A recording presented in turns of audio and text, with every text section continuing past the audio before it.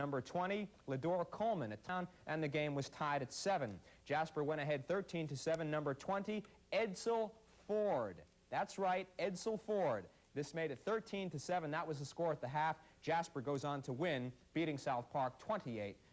Back to the 4A scoreboard now. See what else. Silsby is up. Option. Turns it upfield, and he's into the secondary. Great move coming up right there. 60 yards for Hafford. That made it 19-7 Jasper. They go on to win it 28-7. They are ranked 4th in the state.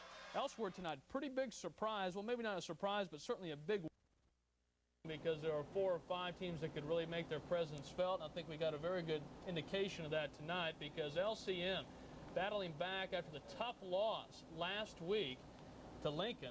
They beat Silsby, ranked number 5 in the state. They beat them 16-13 over in Little Cypress. Let's go ahead and pick up the one team in this district.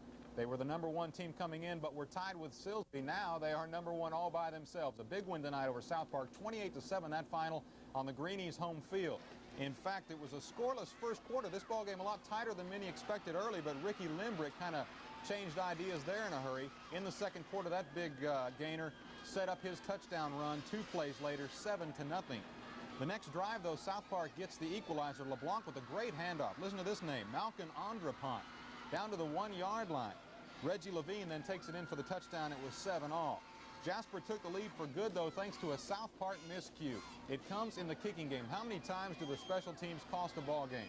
This could have been one of them right here. Jasper Levin touches that ball. It is recovered by Fred Ruggles, and that sets it up for the Jasper Bulldogs. 2 plays later, Edsel Ford will take this Allen Hafford pass, make that, that's right, down to the 4-yard line. Then Edsel Ford will go in for the touchdown. That made it 20 or 13-7 at the half. The extra point was no good. Third quarter, Allen Hafford puts the game on ice. This guy has a lot of speed. Look at the moves, inside, outside, and he goes the distance. 40 yards for the touchdown. The 2-point conversion made it 21-7. Then in the fourth quarter, Hafford again, this time to the 3-yard line with the big gainer to set up the touchdown.